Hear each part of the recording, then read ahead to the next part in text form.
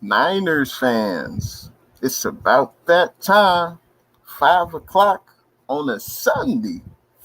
Faithful Niner Empire. What's good? You know who it is. It's your boy, Jay in the Bay. And it's a pleasure to be on with the faithful, the Niner Empire. Some of the best fans, y'all know it, in the NFL. I appreciate everyone coming through on a Sunday. Hopefully everyone has had a good week, a good weekend, and I appreciate you guys rocking with me today.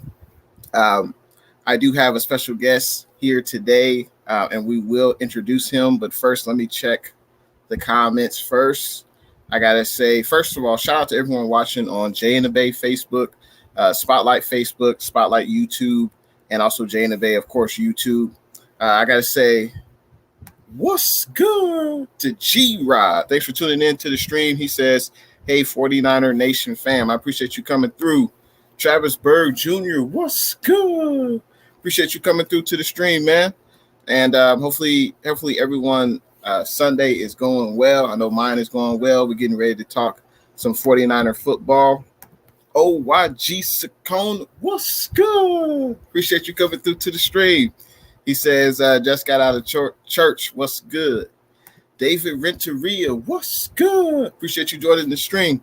But today, as I mentioned before, we have a special guest with us. He's a 49er YouTube. He loves the red and gold. He goes by the name of 49er Deon. Let's give him a warm welcome. 49er Deon, what's good, man? How you doing? Hey, what's going on, Jay? I'm good. How you doing, man? Pretty good. I'm glad to have you on. It's always good to talk 49er football, especially on a Sunday. You know, we are less than 7 days away from the 49ers and Chiefs meeting up on Saturday night to face off in the first preseason game. That's definitely very exciting. I got to say, what's good to the 49ers Ultimate Report. He says, I think he means to say, I saw your stream of Levi's. Yeah, that was an excellent time. First time I have been to a training camp. And I appreciate you checking that out, 49ers Ultimate Report. And let's see. So, 49er Deon, how long you been on YouTube, man? To be 100% honest with you, I don't know. I think it's actually been a couple years. Since I've been doing it. You know what I'm saying? I started doing it just out of a love and a passion for the 49ers, and then just a love for football in general. So I think it's been a couple years. I actually got the idea from a buddy of mine who's a diehard Chicago Bears fan. He kept hyping me up about it. He's like, yeah, man, you should do it. So we did like a couple little small videos a long time ago. And then we started, I just branched off, kind of did my own thing. And then, he hasn't done anything since. But yeah, I just went ahead and jumped on, man. And I just do it because it's just a passion of mine. I don't always look for everything under the sun. You know what I'm saying? I have like a small little Patreon set up, but I'm not one of those people that are looking for people for money. I just do it because I do it. But yeah, it's been a couple years, man. It's just fun because you get to see the fan reaction, and people like your takes, people don't like your takes. It is what it is. No, I dig it, man. And I gotta say, what's good to CG Ruthless Sports? He says, what's up, Jay? What's up, Deon? I gotta say, what's good to G Rod? Thanks for tuning in to the stream. Niner Sickness, what's good? Thanks for tuning in. He says, hello, faithful. And what's up, Jay in the Bay? All right, man. I appreciate everyone tuning into the stream. And we gotta get into. I have a few questions for 49er Deon. Oh, and before I get into that, make sure you guys check out 49er Deon's social media. In the description of this stream, I have his YouTube, his Twitter, his IG. Make sure you guys check him out. Watch some of his videos. Make sure you subscribe to 49er Deon. But first, let's get into. Obviously the 49ers had a tough 2020 year, injury-riddled season. There were a lot of needs I felt on both sides of the ball that needed to be addressed through the draft and free agency. And 49er Deon, in your opinion, what was the most pressing need the 49ers needed to address on the offensive side of the ball? For the offensive side of the ball, to be 100% honest, we needed a number one wideout. even though Shanahan's offense hasn't necessarily called for one, the need for one always will exist on any team. And it's strictly because that number one wideout is your leader of your wide receiver room. He leads by example. He teaches the young dudes coming in.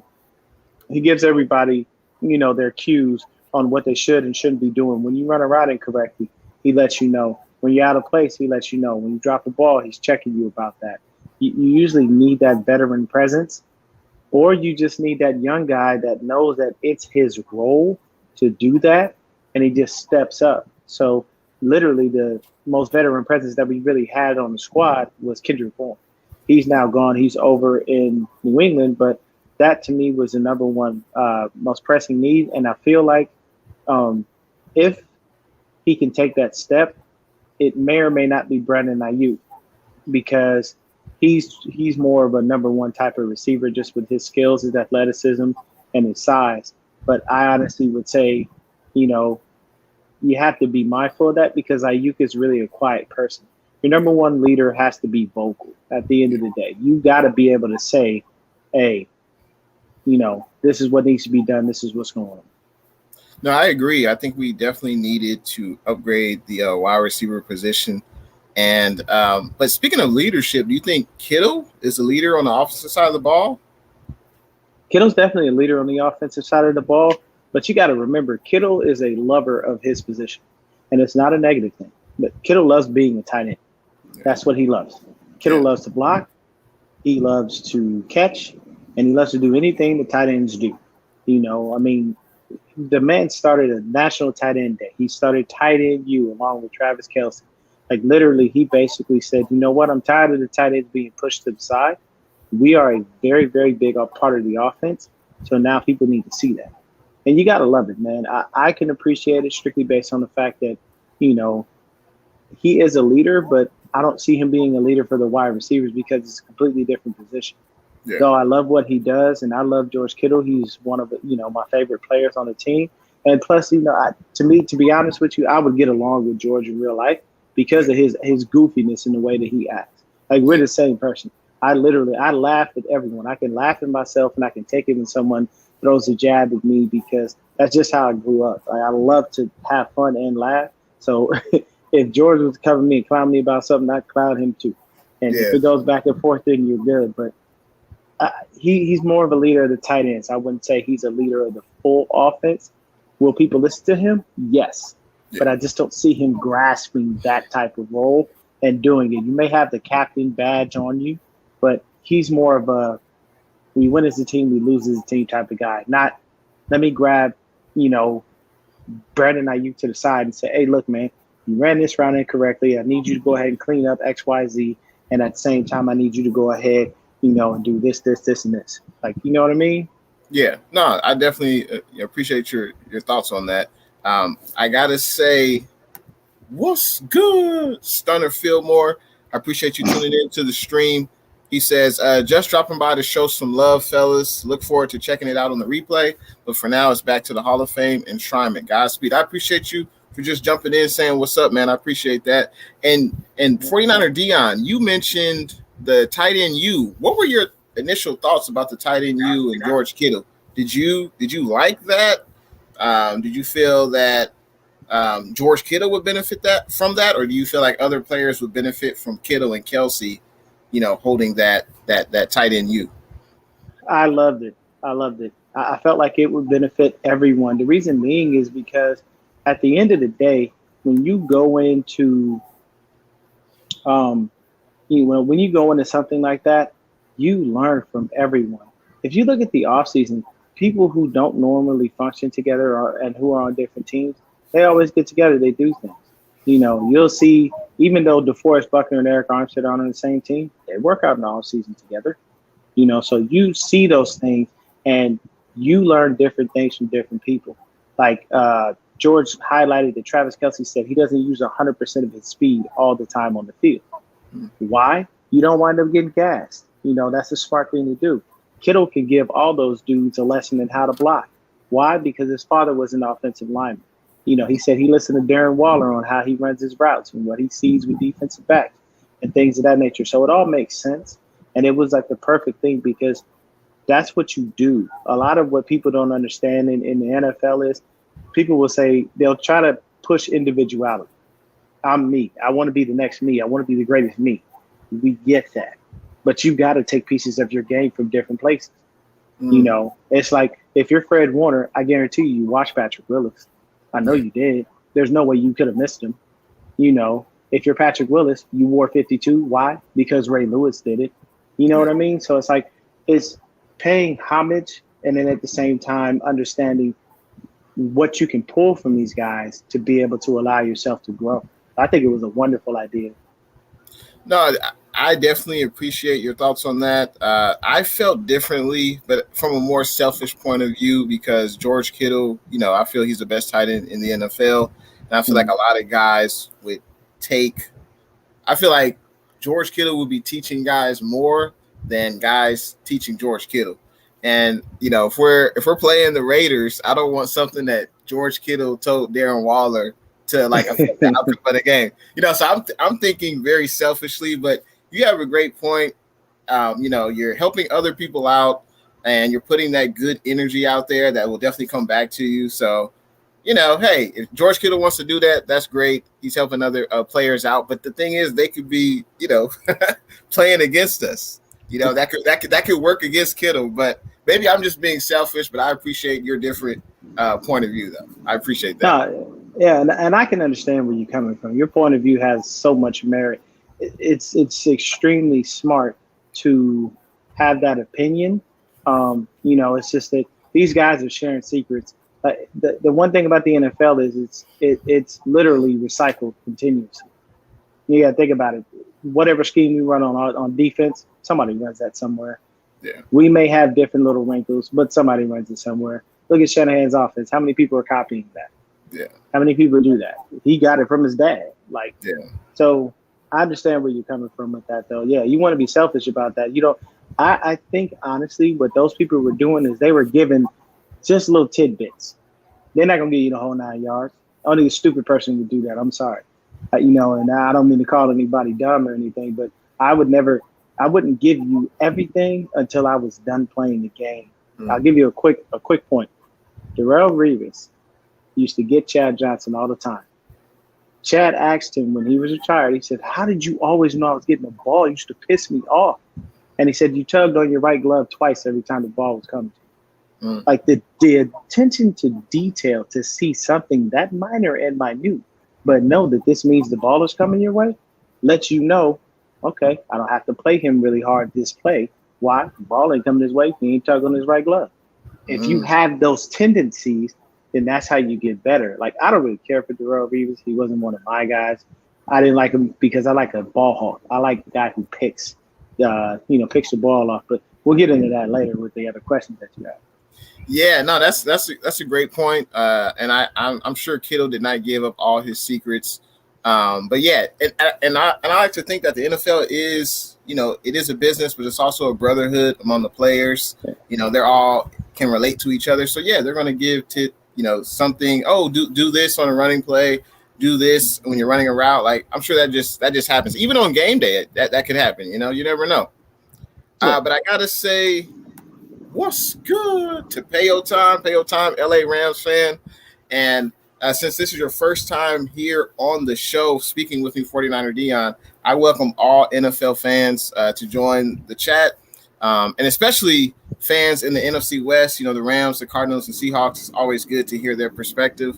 Niner Sickness says, yo, Deon, what's up, homie? How you doing? Hey, what's good with you, Niner Sickness? I'm doing very well. I hope you're doing well, too. I watched your show with Jay and the Bay. So, man, I'm always game to have people on my channel jump on people's channel, man. It's definitely a beautiful thing. And that's good that you allow other fans in. I'm one of those people, I can go back and forth with people. I sarcastically will tell people it's Niners over everything. And when it comes to my fanhood, I mean that. Don't expect me to go to a Rams game and put on a Rams jersey. I never make bets. I don't make bets where I have to wear other teams' stuff. Like, I'm literally like molded that way when it comes to the 49ers, just because of how I got into being a 49er fan and my love for the squad. No, I dig it. And it's always good to have, other people enjoy the channel, especially when they're 49er fans. Oh, yeah. Because there's so many content creators. Everyone brings their own style. And it's always good to, support each other. Now, we talked about the most pressing need on offense. Now, what about on defense? What position do you think was most pressing on defense? This is where perfect, man. It's so perfect. The most pressing need on defense to me was defensive back. And the reason that I state the most pressing need was defensive back was strictly based on the fact that we didn't have any. Literally, almost all of our defensive backs this offseason were pretty much free agents. Yeah. Now, did we luck out with getting the guys back that we did? Yes. I love the fact that we re-signed Jason Verrett. I wanted Jason Verrett coming out of college. I got so tired of us not drafting a DB in the first round, and we just wouldn't do it. And when I saw Jason Verrett out of TCU, I was like, I need that guy.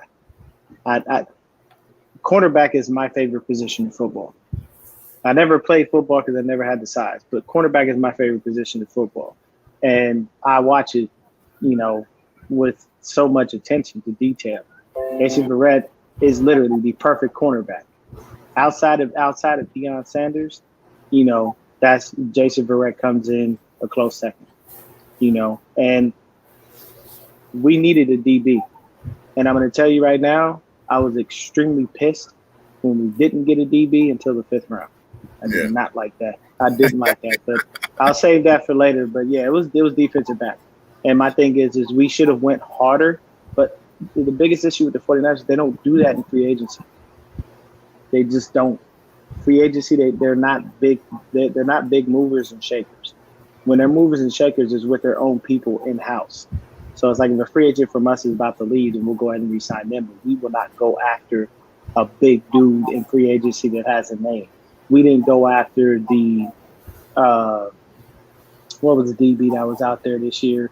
I can't remember. Kyle Fuller. Yeah. You know what I mean? We didn't go after that type of dude. We just was like, no, we're comfortable with the guys we have. And it's like, no. We shouldn't be comfortable. In the words of DMX, comfort puts you to sleep. Yeah. You gotta be smart about it. Absolutely. I can't remember the last time the Niners, spent big money on a free agent corner. The last name that comes to mind is like Nate Clements. Yep, that's the only one. Yeah, that's the only one. I'm trying to remember who we signed, and of course, prime time. But that was like years ago. But it seemed, and I think we only had Deon for what, a year? 1 year. Yeah. Exactly. Yeah, and that was worthless because I'm like, why would you not lock this young man up for more than that? Right. Like, I saw prime time, and see, my love for prime time comes literally from my own name. My name is not spelled as his is, but that's that was the moniker I was given as a kid. People would just associated me with him. And like I said, I never played football a day in my life, no organized football. I mean, you play street football with your homies, you play tackle football on the grass, stuff like that. But I never played organized football. But that's what people would call, hey, primetime, what's up? It was just, I didn't ask for it. It was just given to me because of him. That's where my love from him, grew. And once I saw him, I loved. The thing with Deon was like he was able to walk the line between cockiness and confidence. And that's really hard to do because he could tell you, I'm going to shut you down. Yeah. And 9 times out of 10, it's probably going to happen. Yeah. He could tell you, don't kick the ball to me on punt or kick returns because I'm going to take it to the house. It was probably going to happen. Yeah, primetime, no doubt. He's one of the most dynamic players. He's great on special teams.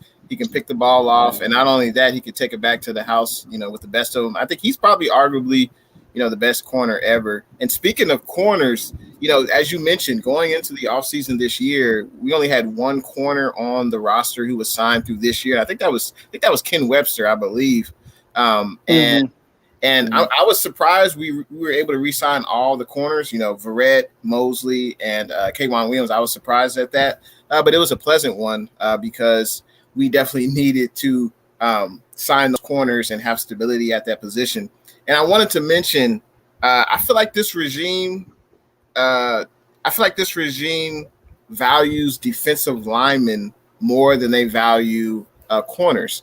And I say that because if you look at our draft history, we've drafted Buckner, Kinlaw, Armstead, all in the first round. Solomon Thomas, exactly. So it seems like they value Bosa. It seems like they value pass rush more than they value getting a top flight corner. But you got to get pressure on the quarterback. I think that's the best friend's.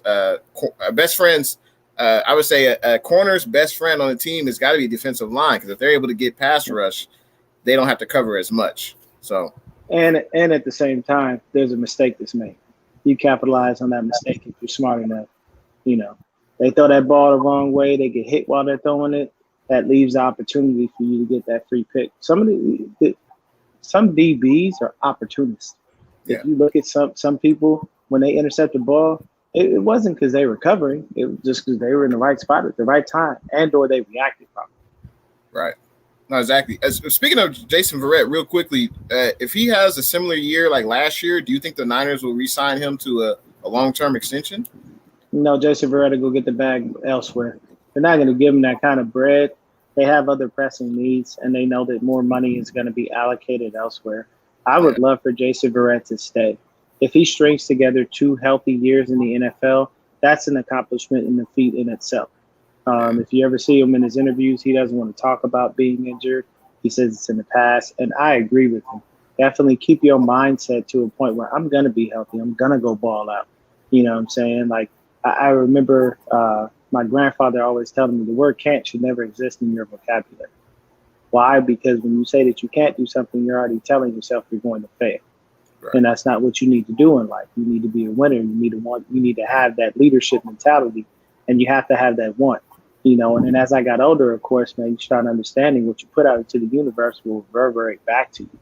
So yeah, I hope he does, but I honestly don't think they give him the bag, just because he's going to cost a whole lot of money. If JV puts together another year like he had last year, somebody going to have to open their pocketbook, because he's going to look dead at you. His agent is going to have all the ammo he needs. He's going to look at you and go, "Where bread at? Come up at you."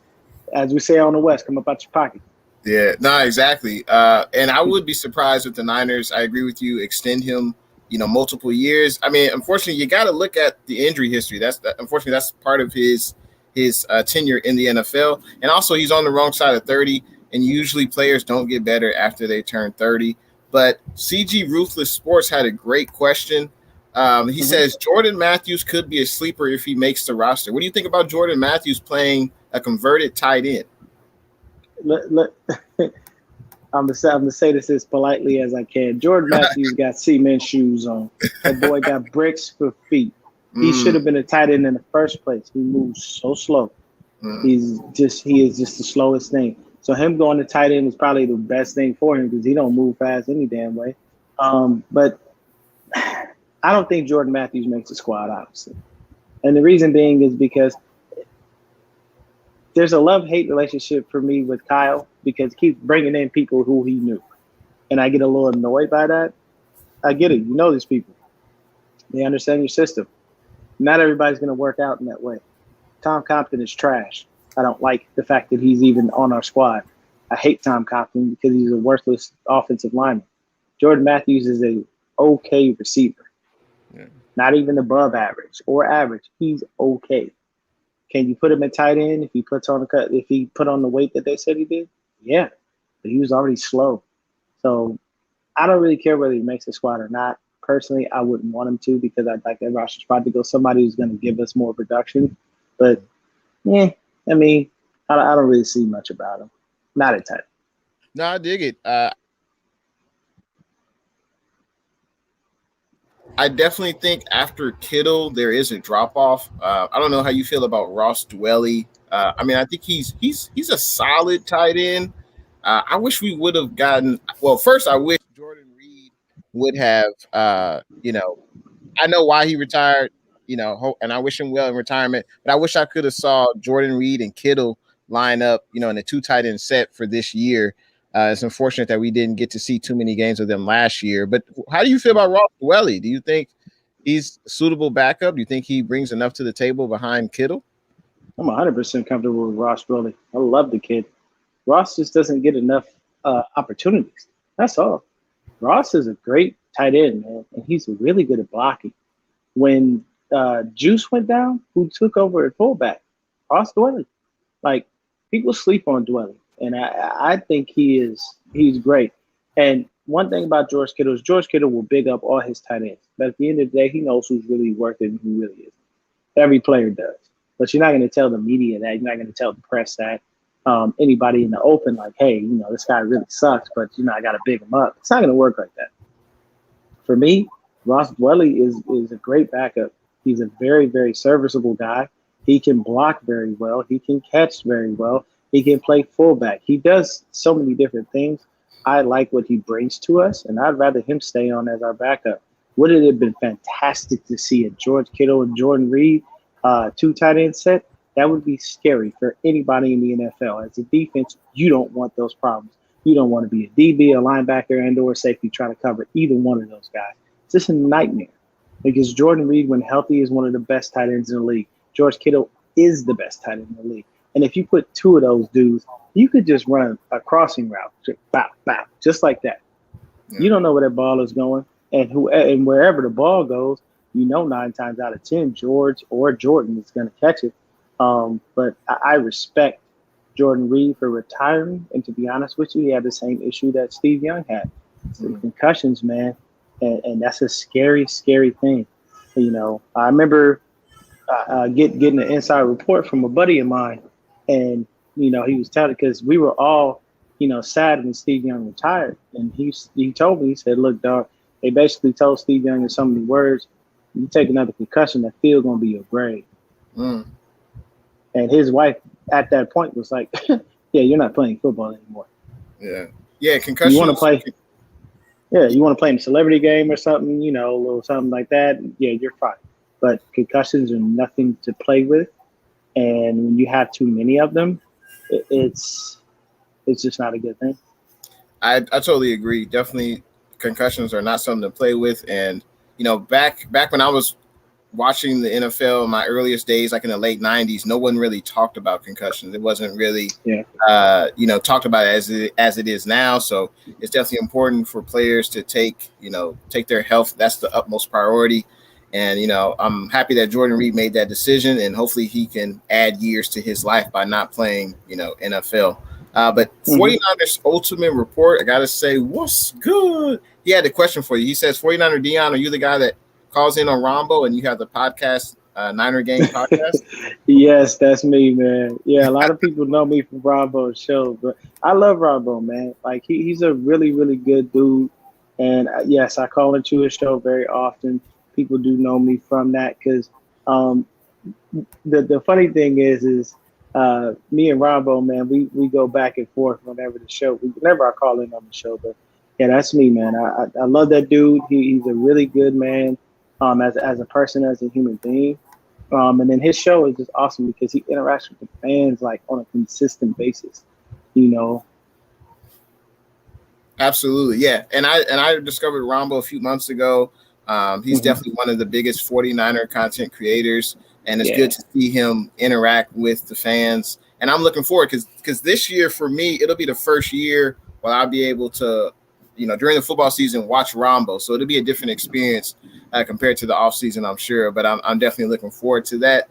I gotta say, you gotta see that dude when we score a touchdown. Yeah, he puts so much energy into his celebration. And his intro is unique. I like it. Yes, sir. I gotta say, what's good to Trey from VA. I appreciate you joining the stream. I also gotta say, what's good to Waruna Pereira. Thanks for tuning in to the stream. Love your avatar. And let's get into, we got to talk about Jimmy G. Do you think, what role does Jimmy G have on the team this year? Jimmy G is a starting quarterback. And I know a lot of people don't want to hear that. And here's why. Jimmy G is only here strictly based on the fact that we haven't found a good suitor for him, so to speak. We typically, if we got the right offer, Jimmy G would have been traded a long time ago. But we haven't. because nobody's came at us with something that we want. I guarantee you they're looking for at least a second rounder that they gave up to get him. And I know they were asking for a first rounder in the beginning, but nobody's going to give you that because you can't stay healthy. A non-healthy quarterback is worthless. Yeah. But Jimmy is our starter. I love Trey. I love what he's been doing in training camp. But I will say this, and I know a lot of people may, jump on me for it, but I'm just a realistic person. I need to see him in the game. He hasn't played football in almost a year and a half.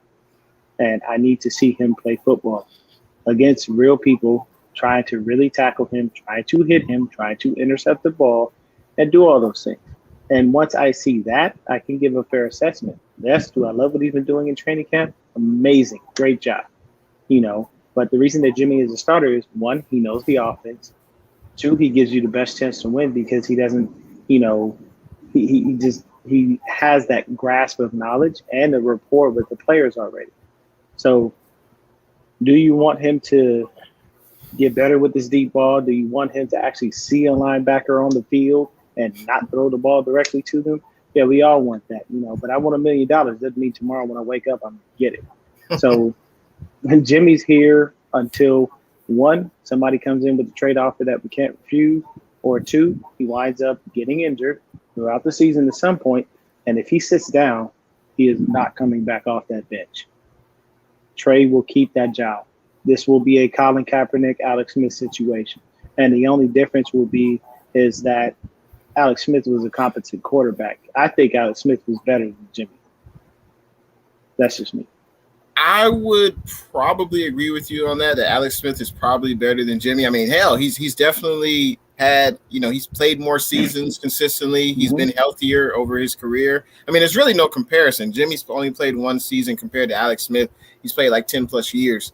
But I agree. I agree with everything you said. I couldn't have said it any other way, but the way you feel is exactly how I feel as well. Queen B saying hit that like button. I appreciate everyone in the stream hitting the like button. Let YouTube know and let me know that you're enjoying the stream. Also, check out, if you just tuned in, check out 49er Deon. His social media is in the description of the stream. Make sure you check it out. He's got IG, Twitter, and YouTube. So we agree on the quarterback situation. All right. And that's what I want to see. I just want to add this a little bit. I just want to see him play in games. That's it. Before we anoint him as a starter over Jimmy, let's just see him preseason. I want to see him get more reps with the first team in training camp. I think we need to see that as well, but I just wanted to add that on. In the offseason, of course, teams lose free agents. They gain free agents. Who do you think was the most significant free agent loss the 49ers occurred this offseason? As far as loss, we didn't really lose too many people, but if I had to say a significant guy, it would have been Ronald Blair. Because of what he brings when healthy. Ronald Blair is a dope defensive end / defensive tackle, and he does get after the quarterback. I guess I would have to say that's the most significant loss. Everybody else, if we lost them, we can do without them. But the most significant gain was the greatest left tackle in football right now, and that's Trent Williams. I mean, I would have literally, I know they use the term shit a chicken. I would have shit a chicken had he signed with Kansas City. I wouldn't have wanted to watch football. I would have gave, nope, never mind. It's fine. You're not watching football? Nope. Why? Trent is in Kansas City. Do you understand what Trent Williams would be to Patrick Mahomes?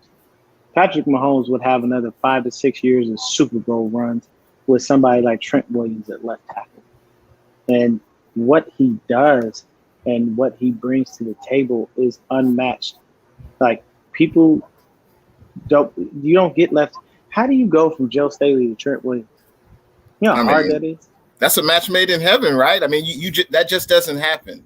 That just doesn't happen, You don't go from Hall of Fame left tackle to Hall of Fame left tackle. Like you hope and you pray for things that you think like, man, this would be great, but it doesn't necessarily always happen. We went from Joe Staley, which Joe, man, I can't express how much I love that dude. He is the Joe show was hilarious. He is one of the most fun-loving guys. And I've always said to myself, if we get a ring, there are certain dudes that did so much for us, they deserve one. Patrick Willis, give him a ring. Joe Staley, give him a ring. Frank Gore, give him a ring. You know what I mean? Yeah. If we win a Super Bowl, say say by some freaking nature chance we win the Super Bowl this year, all three of those dudes need a ring. Why? Frank was the best running back I've ever seen in a 49er uniform. We've had some good ones, but Patrick Willis, best 49er linebacker to me ever. Joe Staley, one of the greatest left tackles that ever played a game, and all of them just good human beings. We never heard about none of those three dudes getting in any kind of trouble. Yeah. No off the field, no nothing. They're not at home doing anything stupid with their families. Nothing. They're just good dudes. They come in, they play football, and they love it. But yeah, Trent Williams is the biggest and best offseason signing. Nothing was better than that outside of Dixon Correct. Yeah, and I would agree. In my lifetime as being a 49er fan, yeah, Joe Staley, he's definitely the best. He's definitely the best offensive lineman that I can remember in my lifetime. And then, of course, with Patrick Willis, there's no doubt what they brought to the table. I got to say, my apologies, Queen B. What's good? Thanks for tuning into the stream. Sorry about that.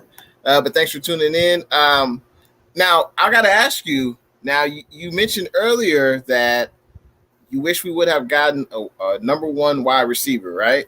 What about the loss of Kendrick Bourne? That wasn't a big loss? 49er Deon? KB was a big loss, but KB was not a number one wideout. And there's nothing against him. I like KB. I loved his energy. I loved his dancing and all of that. KB just wasn't the number one guy. KB is a solid two. And like I said, once again, this is nothing against him. He's a really good dude. He's a fun-loving guy. Like, if you see KB in the streets and you ask him for an autograph or a picture, he'll do it. Like, there are no questions asked. You know what I mean? So I like KB. I'm happy he's over there. I'm happy he got the bag and somebody paid him. That's a beautiful thing. Get that man his money. Give him his bread. Don't give him no crap. Don't tell him nothing. But I think that in this draft, there were better receivers. And to be honest with you, I'll tell you who I wanted. And most people probably don't even know who this guy is. And it was Amari Rodgers out of Clemson. Amari Rodgers is a beast. Let me tell you something. Aaron Rodgers has been complaining about having another receiver. Amari is going to make him a very happy man. A very, very happy man. And what that. What round was he drafted in? I think he was drafted in the third. In the third, okay. Yeah, second or third, something like that. The thing with Amari Rodgers was he was Deebo Samuel on crack, but faster. That's just my idea of what he was and what he brought to the table. I know a lot of people were looking at different receivers, but unless we spent the first round pick on one of those guys, we weren't going to get any of the dudes that were big name guys.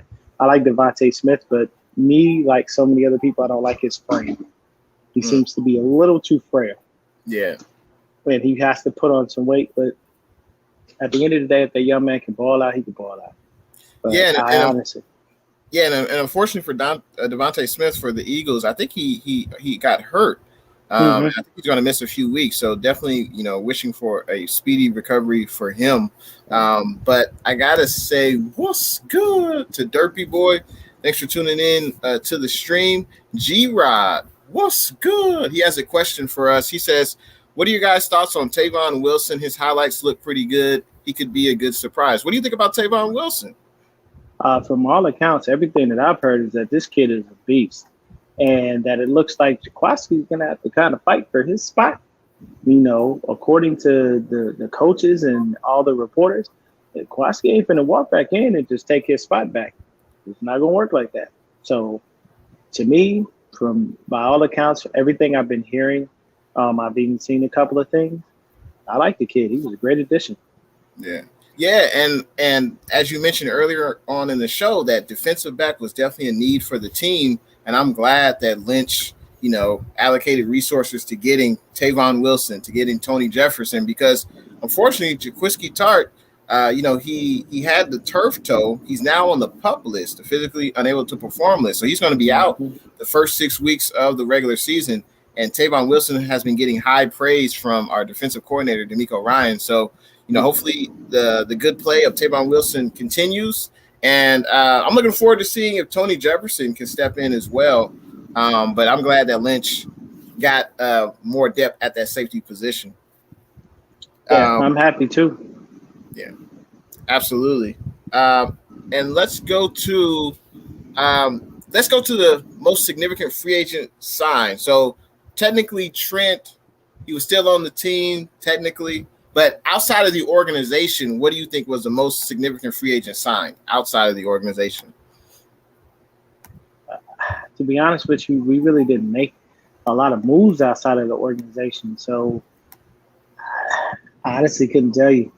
I really don't think outside of the guys that we brought back in house, we didn't really make a ton of moves in free agency. I mean, maybe this kid Tavon Wilson seems to be the best thing because Tart isn't able to be healthy, and we need somebody opposite Jimmy Ward to be balling.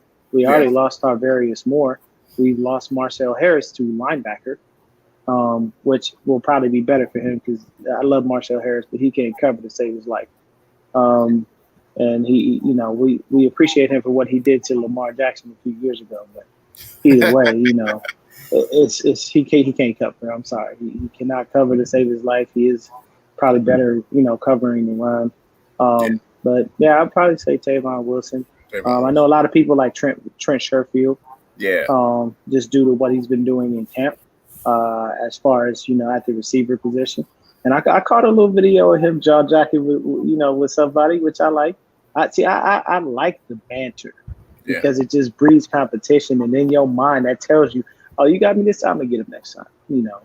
I mean, it's the fun of catching the guy off guard and just breaking and doing something against his will is what makes it happen. I mean, George said that's why he likes to block. He said, I love grabbing a man and making him go against his own will. I mean, we all saw George Kittle run dude over for the Falcons, and they caught him literally laughing. Yeah. Like, what tight end you gonna see in the league that tackles somebody and is laying on the ground? Like, literally, he's just dying because he's like, I just punked this dude so bad. And yeah, I think it was maybe a linebacker or a DB, but either way, yeah, got respect. He took his will, Oh yeah, he took his will. There's no doubt about that. And I was going to mention now, Trent Sherfield has looked really good coming over from the Arizona Cardinals. He's looked really good. Hopefully, he can contribute in the special teams area as well. But I was going to mention we signed an edge rusher from the LA Rams, Samson Ebukam. Did you hear about that signing? I did. Okay. The reason that I'm not high on you say Ebukam, I say Ebukam. I don't know how it's pronounced. Whoever pronounces it, whatever works. Everybody calls him Sosa. That's just I guess. So, when I think of Samson, I literally think of the Bible, Samson, haircut, all that stuff. But what I would say about him is the only reason I'm not high on him is because he ain't even practicing right now. The biggest issue I have with this organization is the love for injured players. It drives me insane. I understand injuries happen, people. People out there, don't kill me for this. I understand injuries happen. But for God's sakes, why do we keep taking flyers on dudes who can't even get on the practice field? I don't like that. I just don't. I never have. I never will. I don't like the fact that we waited all these years for Contavious Street. I really don't care the fact that Jalen Hurd finally caught a ball after 2 almost 3 years of not playing football. I'm one of those people. If you spent 2 years on the injured list, why are you here sucking up cap space and a roster spot? Why? Everybody loves Jalen Hurd. Everybody says Jalen Hurd is the X factor. He's this, he's that. Let me see Jalen Hurd get on the field and do what he did in that Cowboys game on a consistent basis, and then I'll go ahead and give him some credit. Until then, no one can debunk my argument that he was a waste. No, there's no doubt. I definitely understand your argument there. With Samson, I believe he was pretty healthy with the LA Rams, and with Samson not participating in training camp, they say he has sore legs, whatever that means. But I think that obviously injuries are a part of the game. It's a physical sport. In regards to Jalen Hurd, I think it's because he's still on the roster because the Niners spent a 3rd-round pick on him. I know he's been hurt the last 2 years, but I think if they release him now, I think they would be admitting that they're wrong. and I don't think they want to do that sometimes. Not Kyle saying never it's right. does. Not saying it's right, but he's a third round pick. I mean, it's not like he's just an undrafted free agent or a 7th round pick. I mean, you know, I think Dante Pettis was a 2nd round pick. Look what happened. That was a complete disaster though. But I mean, look at it like this. You could give Dante Pettis the nod over Jalen Hurts. At least he was healthy. Yeah. He may have had his own issues, you know, and for me, period, point blank, Dante Pettis should have never played football. He's too soft. Okay, at the end of the day, he's just too soft, bro. He came to the press conference with a tie-dye shirt with a kitty cat on the pocket. And he literally talked like he was fresh out of rehab or something. And there's no knock against the dude. And I don't knock anybody that has any kind of mental issues or anything. Like, I want you to go and get help. I want you to become a better person, to be a better human being. But if it takes someone that you don't know to tell you that your coach is coaching you hard because he wants you to be better, you don't know that. You've been playing football all your life. Your daddy was a professional baseball player. He wasn't bad either. So you mean to tell me you never picked this up? Come on, sir.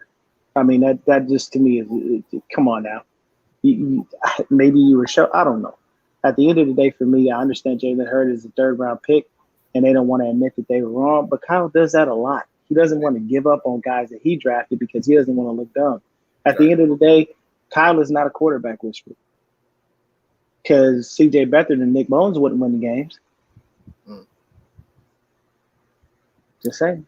I think it remains to be seen if he's a quarterback whisperer. I think he is one of the best play callers, play designers in the NFL. But yeah, I mean, I don't know. Are C.J. Beathard, Nick Mullins for the rest of their career, are they going to be franchise quarterbacks for other franchises? I don't see that. I think he's done the best he can with Jimmy G. I got to get into J.A. Aguayo. He mentioned, first I got to say, what's good? He says, we got the corner from Washington, I believe in 2010, Carlos Rogers. So, yeah, that was another corner. Yeah, Carlos. But and he was a significant upgrade, and he played great under Jim Harbaugh. So, yeah, that is another corner. Exactly. Carlos was good. We had a couple of good DBs here and there, but we never drafted one. Right. Like, we never picked a guy and said, hey, this is our guy. We're going to make sure that he shines. And that's the frustrating thing. Because I wanted Asante Samuel Jr.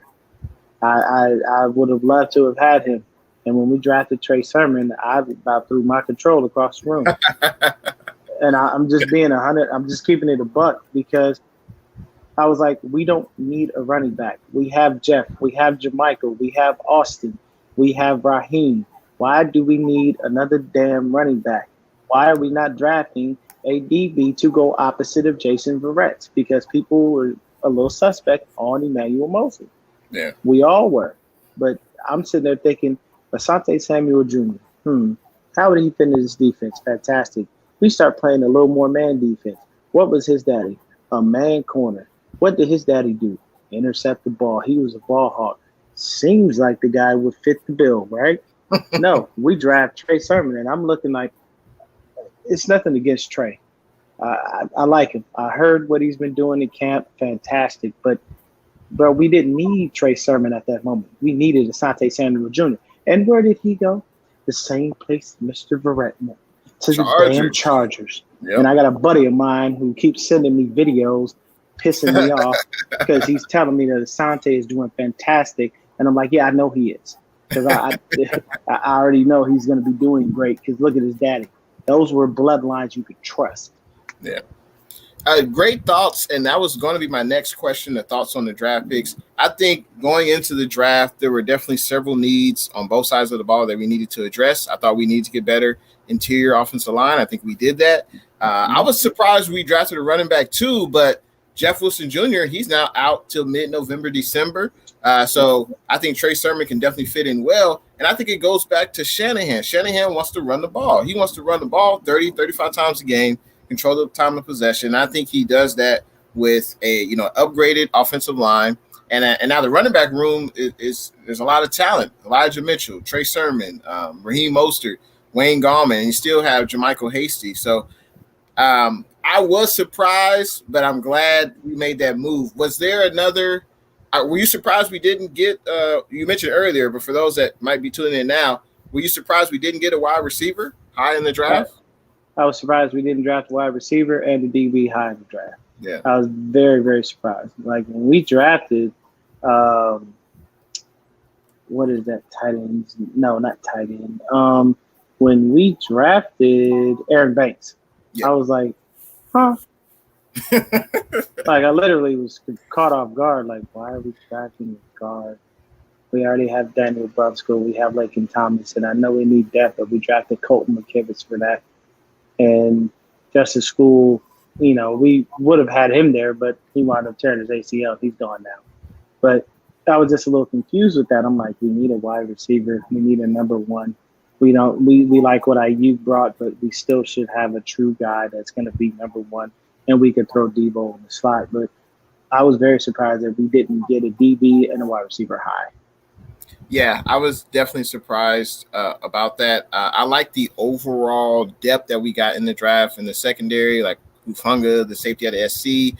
I like that we got two corners because potentially, you know, Verrett and K'Wan Williams, they might not be back next year, and the corners that we drafted this year could play pivotal roles and meaningful snaps next season. And I would imagine we would probably draft another corner this year. Now, Jay Aguayo says the salary cap will go high enough that they will be able to afford him, especially if he plays like last year. But one thing that can't change that is the development of the two young corners. And I think, you know, having the veteran Verrett and Mosley will definitely help the development of the two young corners. But I would be surprised if we resign Verrett and K'Wan next year. I'd be surprised.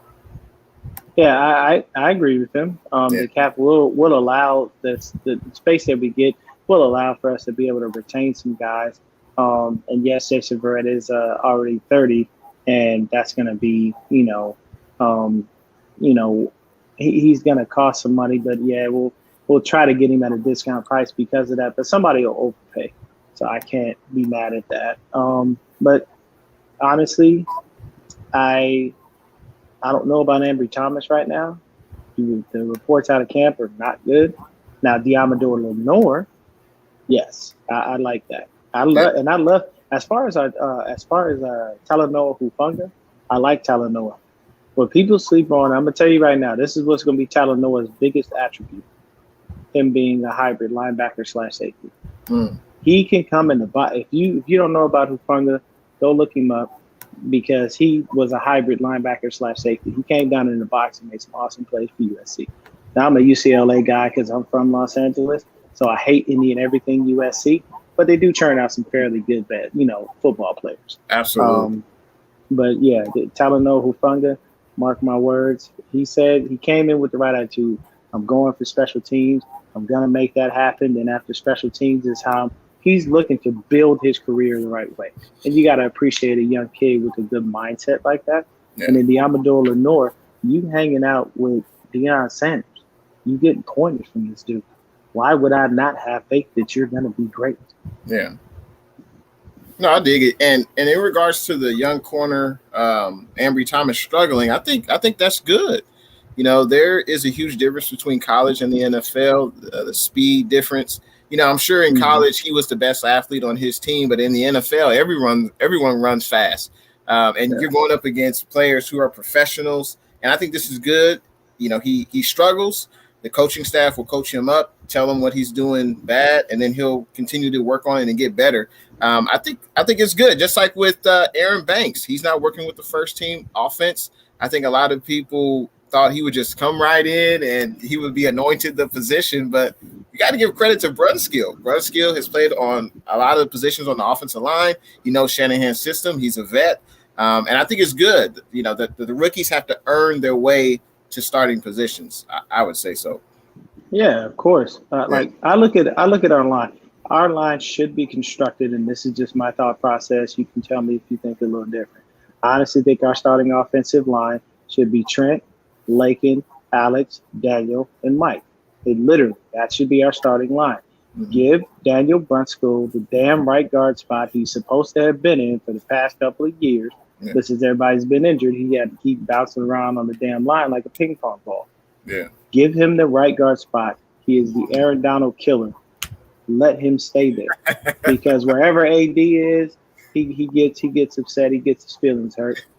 So Daniel comes in and he makes him his he makes him his bitch, and it's real easy. That's funny because I had an LA Rams fan on yesterday, and we were talking about that. And LA Rams fans love to hear about Daniel Brunskill, so that's pretty funny that we talk about that. But I gotta say, what's good to Rolls Royce? Thanks for tuning in to the stream.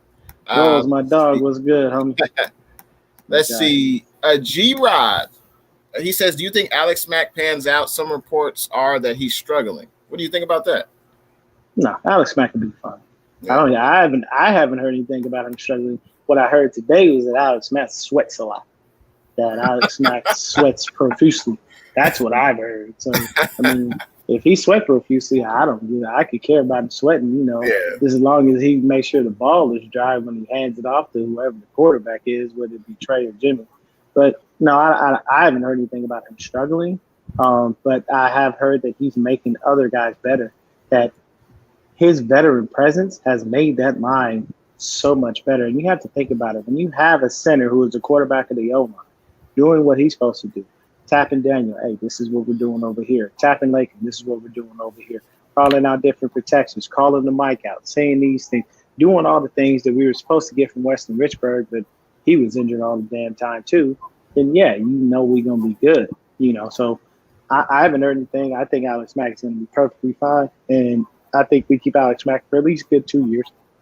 Yeah, I think so, as long as he stays healthy and he still wants to play. But in regards to him struggling in camp, I don't think he struggled. I think, offensive lineman, defensive lineman, they do one-on-one drills where the defensive lineman tries to get past the offensive lineman to get to the quarterback. And sometimes Alex Mack is able to block. And sometimes he ain't. Sometimes he ain't, exactly. So I don't think that means he's struggling. I just think sometimes he wins, sometimes he loses, just like with some defensive linemen. Now, Rolls Royce. He got the better of Kinlaw one time. He did. He got the better of Kinlaw, and then Kinlaw got the better of him. That's how you build. Right. You can't win. If you're winning every rep, then the other person that you're winning against just sucks. Pretty much. And that's how you get better. I love how you said that, because I think of Samson when he was in training camp, he was going up against Trent Williams. And obviously he's not going to win many battles against Trent Williams. But as a wise man once said, iron sharpens iron. And by him battling Trent Williams in practice every day, he's only going to get better, because on Sunday, he's not going to be facing Trent Williams. He's going to be facing someone who's not as good as Trent Williams. So he should be getting much better. But hopefully we'll see. We'll see when he's in camp. Rolls Royce says KB, Kendrick Bourne, is not a big loss. He's sick of people saying that. I wouldn't say he's a big loss, but he's someone you could just pencil in at your number 3. He wasn't great. He wasn't terrible. I wish he had better hands, of course, but you could pencil him in as your number 3. He knows the system, and he was healthy. I feel like our number 3 wide receiver position is wide open right now. You took the words right out of my mouth. I swear to God, you Professor X me on that one. He was healthy. Kendrick Bourne was always available, and that was the beauty of KB. Now, he was Mr. First Down or Mr. Touchdown. Most of the time, he was catching either. And I know that he would drop balls and people would look at him and be upset with him. Everybody has their own feelings of things, and I get it. But at the end of the day, Kendrick Bourne was always available. And you cannot knock availability. You will continue. There are dudes that wind up becoming journeymen in the league and make a nice amount of money because they're available and they're serviceable. It's easy to bounce around from team to team when you're available and they know they can get at least, a good 4 touchdowns and probably 500-600 yards out of you. That's well worth it to sign a dude like that. He's not going to get some ridiculous. He's not going to get Michael Thomas money, but I mean, hell, you can make a good amount, or you could just be smart like Matt Moore and play 2 sports. You know what I'm saying? Matt Moore was getting paid from, I think, was it the Marlins and the Dolphins? So, think about it. Baseball gives ridiculous contracts to crack players.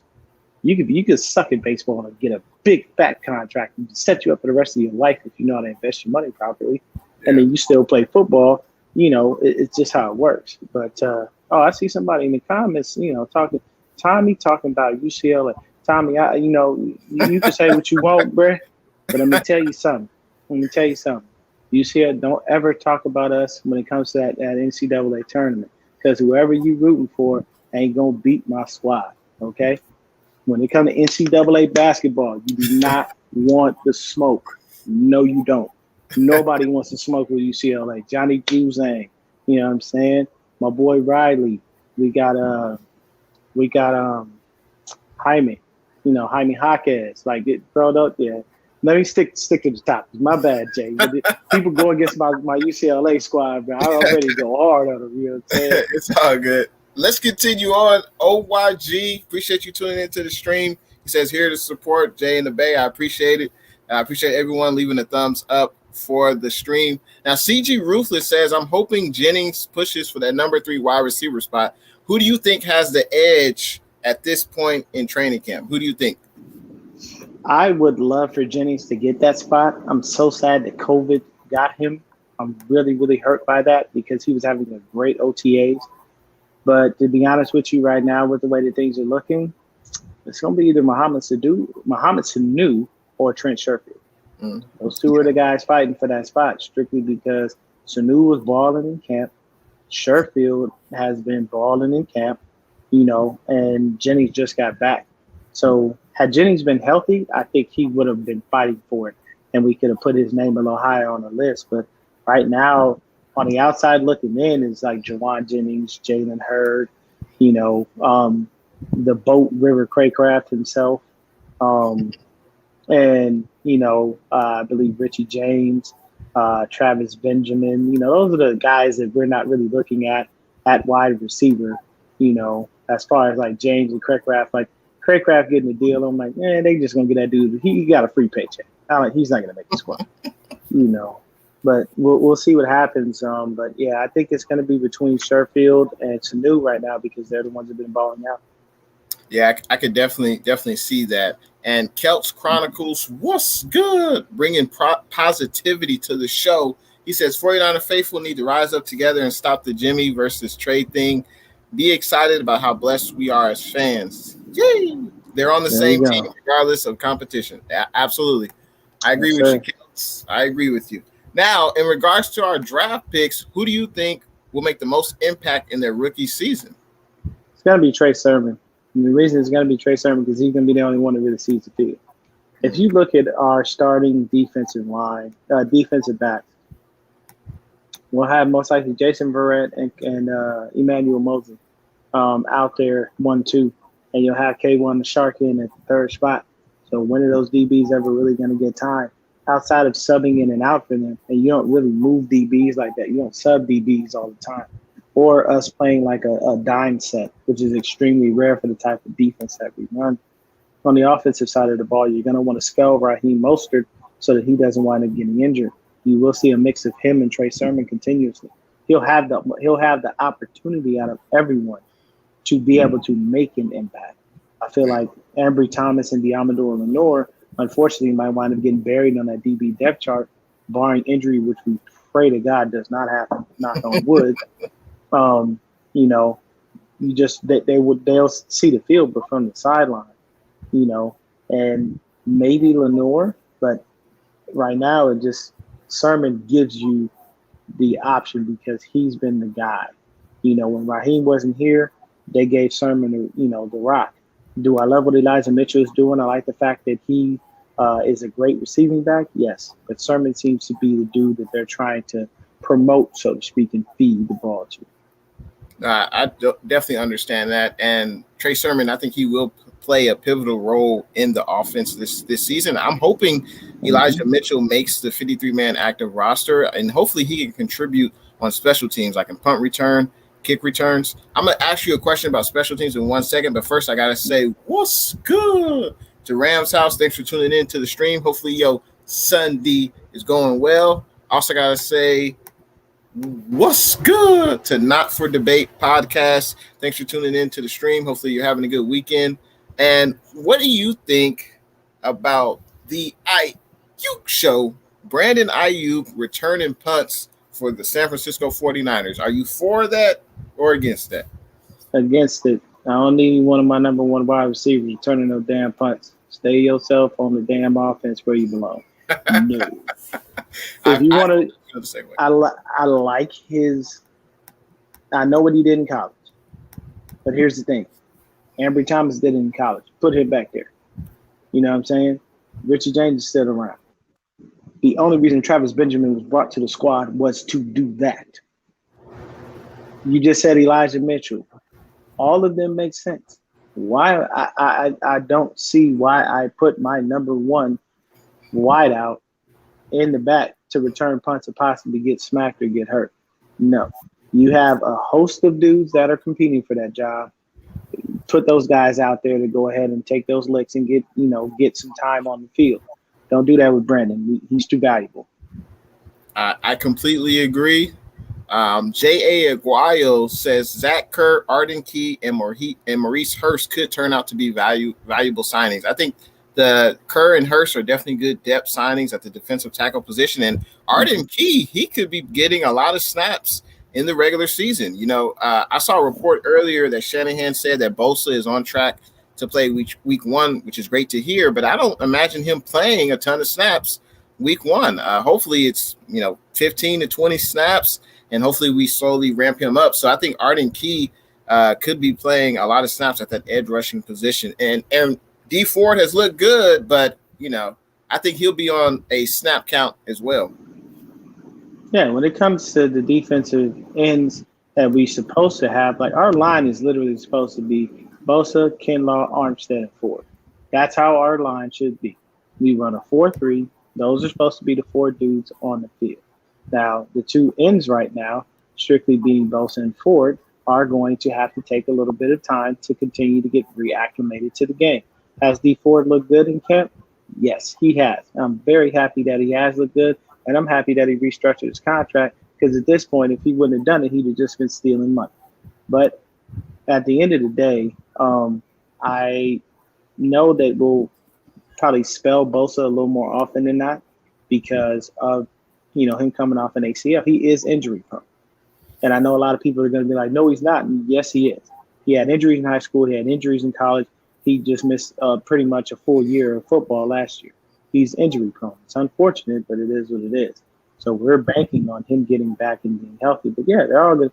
Him and Ford will be on pitch counts. They're not going to have them in the whole game. I totally agree. And I like the addition of Hurst and Key and those guys. And I've heard that I believe it's either I think it's Arden Key. I heard that dude is a clown, man. I heard he is a jokester and he's always joking and having fun. And that's my thing. That's what I like. I like a dude that brings a good positive vibe to the squad. Have fun. It's football. If George Kittle's probably the best example. If you're doing what you love, why are you not having fun?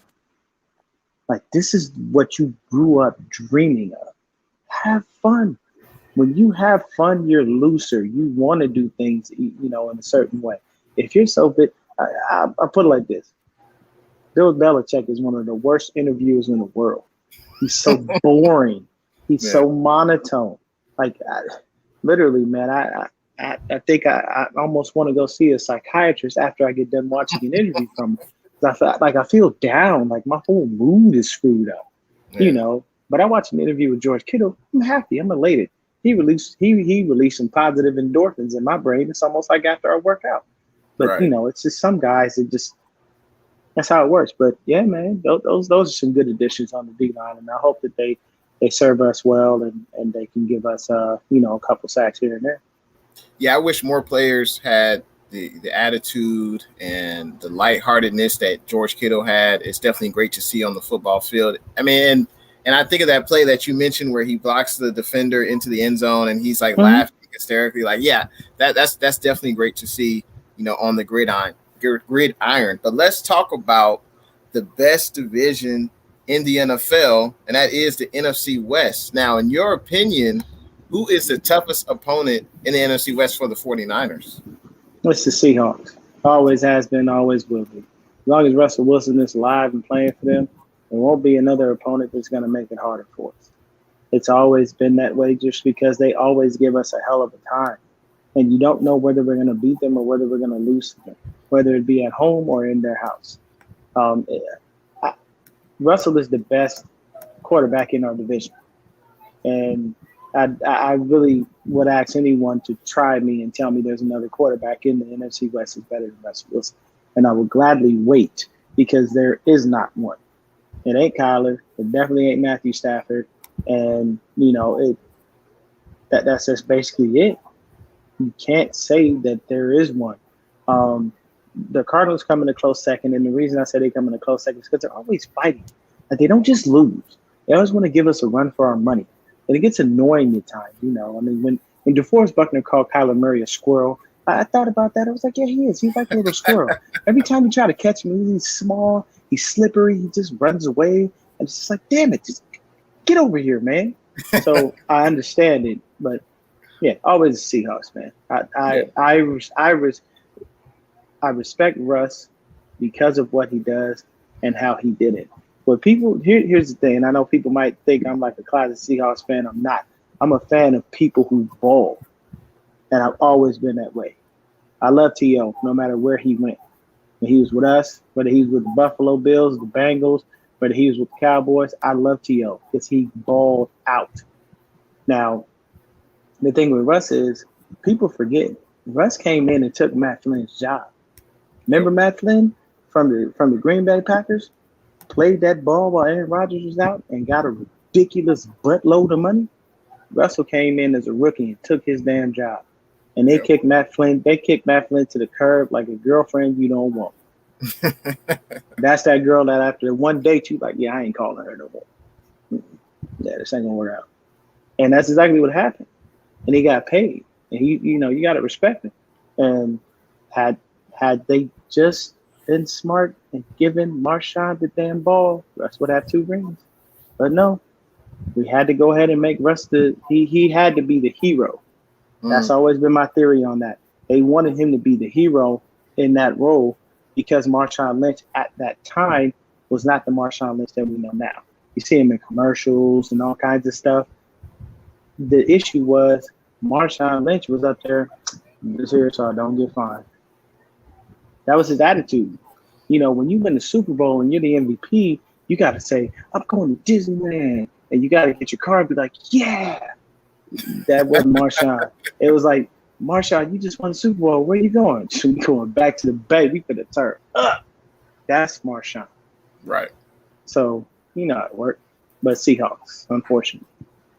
I would agree. Russell Wilson, ever since he was drafted by the Seahawks, he's always had the Seahawks in contention for playoffs, and he's always given the 49ers all that he can give.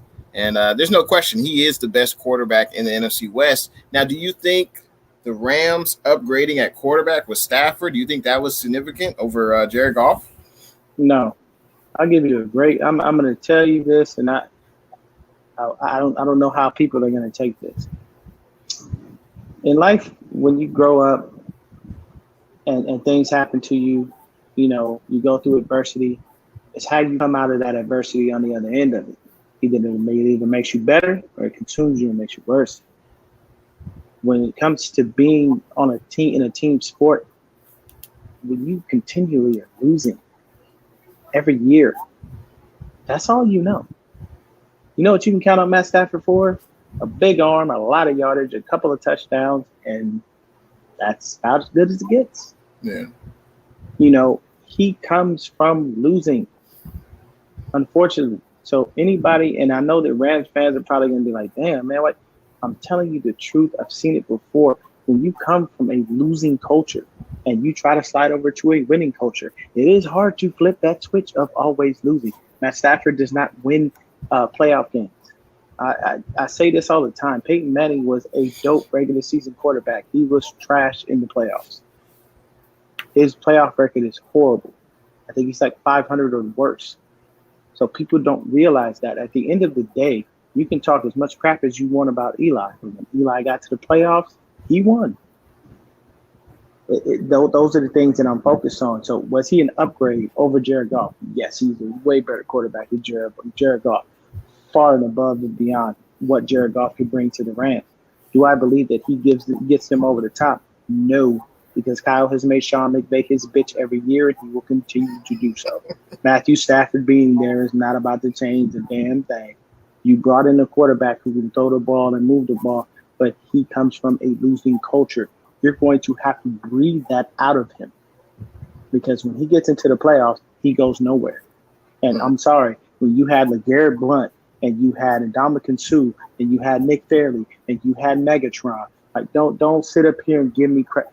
There were times where you could have won, but the team didn't, and you guys failed. And you've been losing. You've just been losing and getting paid.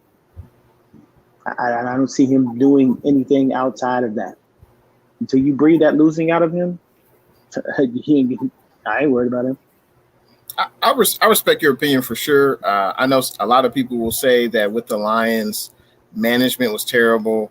Head coaching, he never really had a great running back behind him. But I think you would agree that he's on the best team he's ever had, right? On both sides of the ball and also with the head coach. So that maybe that could, as you say, breathe new life into him. And do you think the Rams will miss the playoffs this year? I got you on the record. They make the playoffs, but they get put out first round. First round of wild card, they get put out. Okay. And I don't see them going far. And no, we don't lose to them this season at all. Kyle knows what Sean is going to do. We've owned the Rams pretty much while Kyle has been here and Sean has been there. And I don't think Matthew Stafford is going to change that. And to be honest with you, actually, I think the receivers that he had in Detroit were better than Cooper Kupp and Robert Woods. Marvin Jones and who was the other kid? I can't remember his name right now, but those two dudes were better than Robert Woods and Cooper Kupp. And Marvin Jones III is extremely athletic and healthy. The dude is a freak of a receiver. Yeah. Yeah, well, we'll see how it shapes out. I definitely think the Rams are better. They have a lot of talent, and we are in the toughest division. And I can't wait to see when we play them and when the season starts. I want to address a few comments. I see your comments about the cornerback depth. Some people say, hey, if one injured player happens to Verrett or Mosley, we could be in trouble. Yeah. And also, Kels Chronicle says our front seven should be able to get pressure on the quarterback, so maybe we'll be fine. I think, as you mentioned earlier, 49er Deon, hopefully we won't see that. Hopefully Verrett and Mosley will stay healthy and K'Wan Williams stay healthy the whole year, because I don't think we want to see our backups playing a lot of snaps for the 49ers. What do you think? No, not DBs. I don't want that problem. The reason being is because Mosley goes down. Then you're like, okay, we can probably slide the Amador Lenore in there. Keep going. We're serviceable. Verrett goes down too. Now we get into muddy waters. Now we got Ambry Thomas, the Amador Lenore, and we got K'Wan Williams. What if the Shark goes down? There's tons of questions about that depth, which was why I was banking on us addressing it in the draft. But for some ungodly reason, our GM and our head coach seem to think that we have perfect people in the building for the job. I don't know. Yeah, we'll see. They will be tested in this NFC West division. Every team has pretty good wide receivers, so our secondary definitely will be tested. I got to say, what's good? Caden Jenkins, thanks for tuning in to the stream. I also got to say, what's good to Alex and what's good, Jeremy Case. Thank you all for tuning in to the stream. Hopefully your Sunday is going well. We spoke about the cornerback position earlier, Alex, and I think it's good that the rookie cornerbacks get their lumps. They're not going to come into the league and dominate. They have to continue to fine-tune their skills, continue to get better. So I'm willing to see the man work to get better. Now, going back to the division, who do you think which team we play this year on the schedule is the toughest non-NFC West game on the schedule? To be honest with you, it was a tie between the Tennessee Titans and the Green Bay Packers. And the thing is, I crossed off the Packers because I didn't believe Rodgers was coming back. But now that he's back, yeah, it presents a problem. anytime you play Aaron Rodgers, it's going to be frustrating because of what he can do and who he is. And with the Tennessee Titans, it's strictly due to the addition of Julio. So you got to look at it like this. Though Ryan Tannehill isn't the best quarterback, when you have Julio Jones and A.J. Brown, it makes your life a little bit easier. Just saying.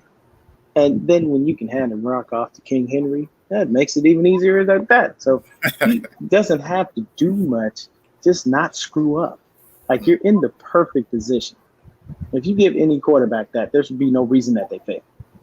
You know what I mean? That quarterback should have no less than like 30 to 40 touchdowns, and he should have at least a good 3,000 to 4,000 yards. Easy with those two dudes. So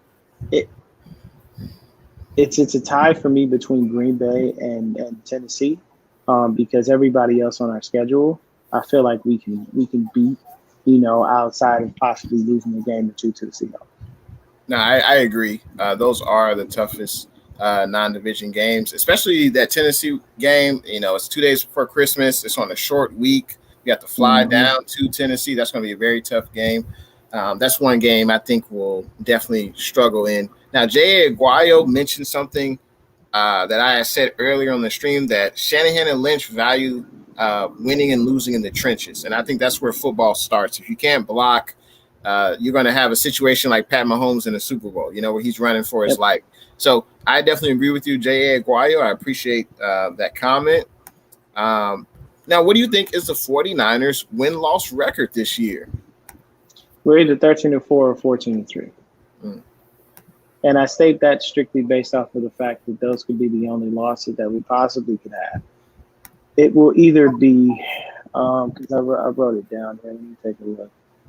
Because I'm just thinking along the lines of guys that we have to play and who could really give us a problem. It's going to be, we'll most likely possibly lose one to the Seahawks, and then the Packers and Titans will be the other losses. And if we wind up losing 4, it's because we lost a game to the Cards. That's just how I look at it. 13-4 or 14-3. I don't see us losing anything else because we're too good of a squad to win. If healthy, and God, please, I hope you guys hear me knocking on wood. Please, if we can stay healthy, there is no reason whatsoever that we should not win 13 to 14 games. There just is not. We have too good of a squad, and we have, the perfect guy play calling and stuff like that.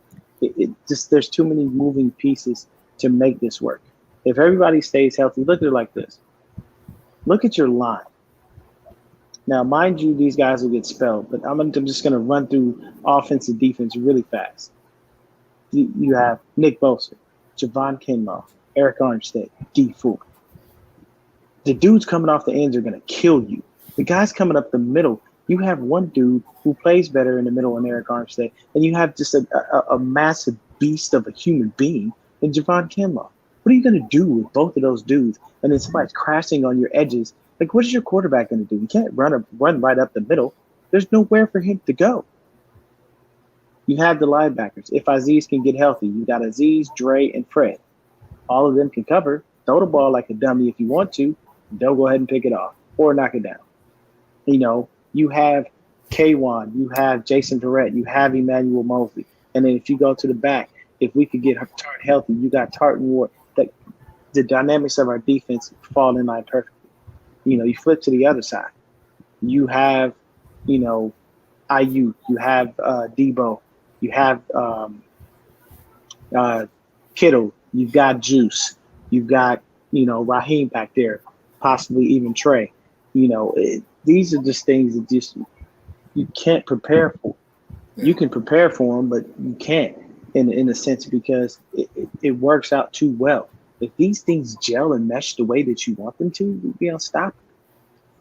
I agree. This is a very talented team. Lynch and Shanahan did an excellent job this offseason in assembling talent through the draft and in free agency. And the sky is the limit for this team. Of course, we have to mention health because of disastrous last year. But I think one of the most fiercest opponents this team has is just staying healthy.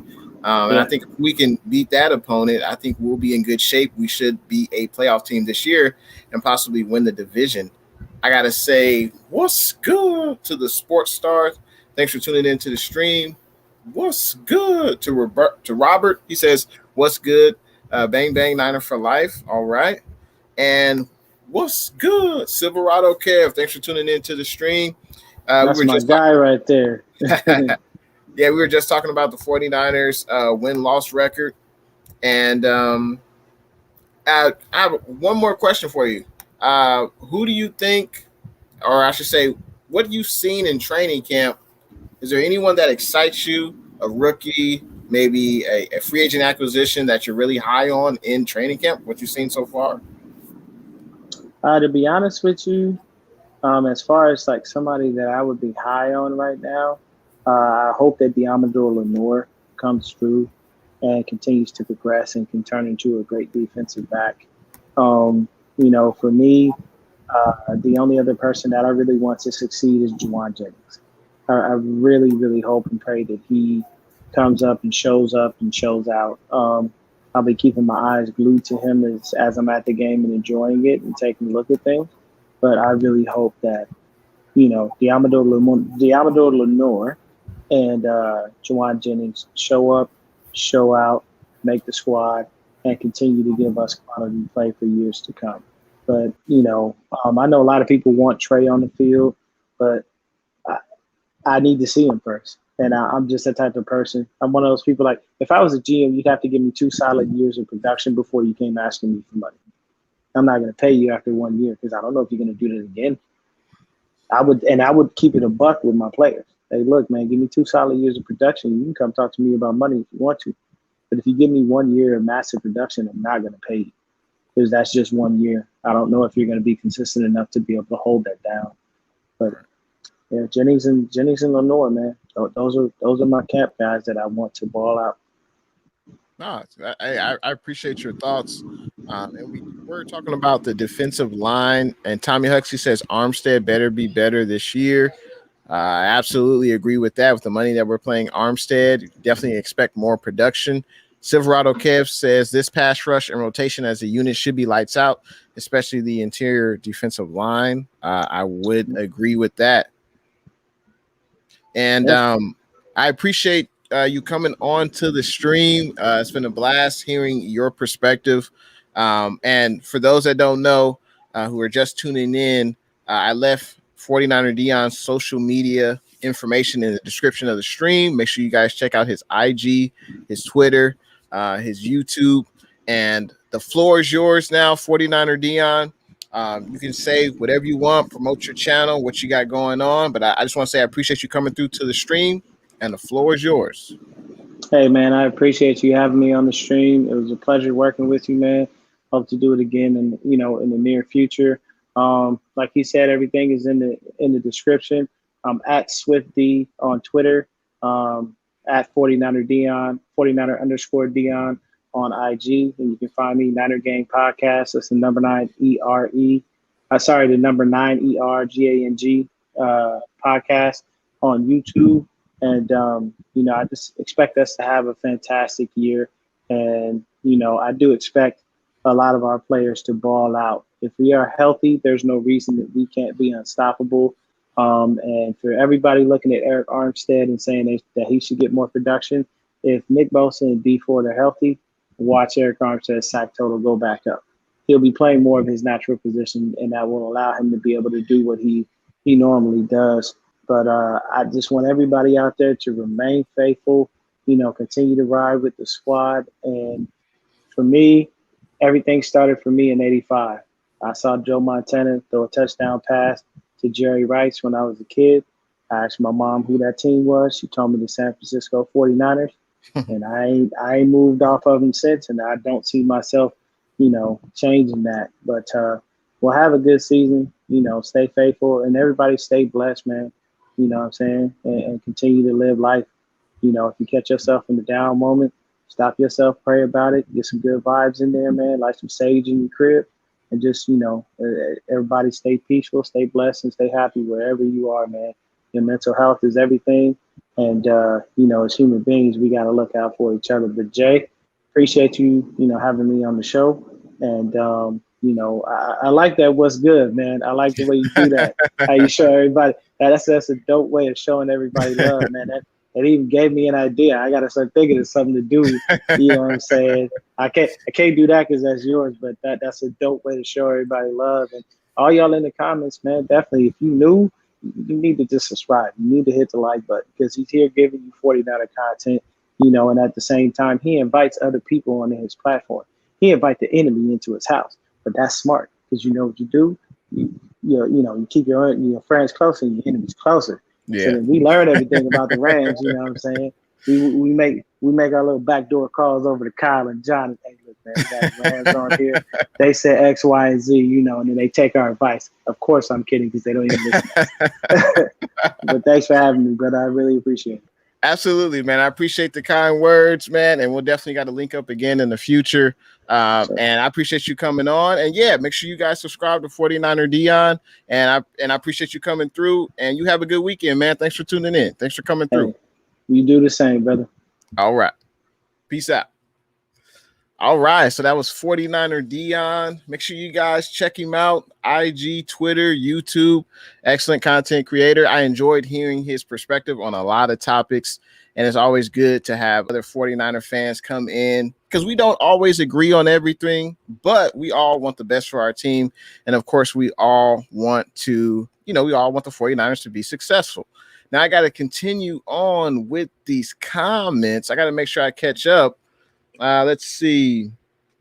Not for Debate podcast. He says the 49ers and Rams are going to split. I could see that. The Rams have definitely upgraded in a lot of areas on their team. And Matt Stafford is a huge upgrade. And we'll see. We'll see the chess match between DeMeco Ryans and McVay. That's going to be an interesting chess match between those two coaches. And we'll see who gets the better of each other on game day. Crisco's Country Life, what's good? Appreciate you coming through to the stream, Crisco. And yeah, it was Kenny Golladay. Yeah, Matt Stafford in Detroit, he had Marvin Jones and Kenny Golladay. That was a pretty good wide receiver tandem. Crisco's Country Life says he's looking forward to the Saints versus Ravens preseason game next Saturday. I am too. That should be a pretty good game, and I know you're eager to see Jameis Winston put on a clinic. It's like OYG agrees with 49er Deon. He says, yep, we own the Rams. All right. Yeah, we have for the last 2 years. Not for Debate podcast says Colts can give y'all some smoke too if Wentz is healthy. That should be a good game. That's actually one. I think we have an advantage. I like our chances against the Colts more than against the Packers and the Titans. Like I think 2 out of those 3 games will probably be favored to win. But the Colts, we're coming off of a bye. The players will be, well rested, have a week of rest. The coaching staff will have 2 weeks to prepare for the Colts. So, and that's a Sunday night football prime time game, and it will be at home in Santa Clara. So I like our chances against them good old Indianapolis Colts. Lennon Wolf, the AZ Sports fan. What's good? Appreciate you coming through to the stream, Lennon. Hopefully your weekend is going well. And Not for Debate podcast says, don't sleep on them Colts. All right. The touchdown with Doug Smith. What's good? Appreciate you joining the stream. How is your Sunday going? I'm glad you're here, man. Let's see. Not for Debate podcast. He says Colts arguably have the best offensive line in football and the defense is top 5. Yeah, you're definitely right about that. Like they're both of their lines are legit. Of course, we know DeForest Buckner. He's a beast. Quentin Nelson. I know he had that foot injury and he had surgery, and I believe his timetable was like between 5 to 12 weeks. So hopefully he's healthy and ready to go, as well as Carson Wentz. I always like to see teams when they're at their healthiest. That's for sure. And yeah, they'll definitely be difficult. Their offensive line and our defensive line will definitely go back and forth. Battles will be won and lost, and also our offensive line and going up against their defensive line. It'll be something great to watch when that game happens. OYG gives his take on the 49ers win-loss prediction. He says 14-3. He says Arizona, maybe Green Bay, and Seattle. So he thinks those are the 3 losses. Okay. I can see that. Lennon Wolf says, how are you? I'm doing pretty good on a Sunday. Just talking about the faithful, the Niner Empire. I'm doing pretty good. Let's see. OYG says the IU show. Yeah, I got my Brandon Ayuk shirt on right now. Always got to represent. Let's see. Tyler, what's good? Appreciate everyone in the chat. Make sure you leave a like on the stream. Let YouTube and I know that you're enjoying the stream. Also hit that subscribe button. So Tyler says, you asked about free agents, though. How about Trent Sherfield? Trent Sherfield has been a pleasant surprise because he wasn't really utilized in Arizona. Maybe because they just had so many good receivers. But Trent Sherfield has definitely looked good in camp so far. And let's see if he can keep it up. Caden Jenkins says, what's good to everyone in the chat? Let's see. Lennon Wolf says Sheffield was the former Cardinal, and the Ayuk show used to be at ASU. Yep, that's correct. Jay, what's good? Hopefully your Sunday going well, Jay. Let's see. Tyler says, and why Lenore over Ambry Thomas? Thomas was drafted higher, seems to be getting reps just behind the starters.